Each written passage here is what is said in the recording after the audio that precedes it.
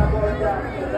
نزل الامین فقال یا رسول الله العلی الاعلی يقرئك السلام ويخصك بالتحية والإكرام ويقول ما خلقت سماء مرئية ولا أرضا مستقيمة ولا قمرا منيرا ولا شمسا مضيئة ولا ملكا يدور ولا بحرا يجري ولا فلكا يأتي إلا لأجلكم ومحبتكم. خدا فرمود ای رسول خدا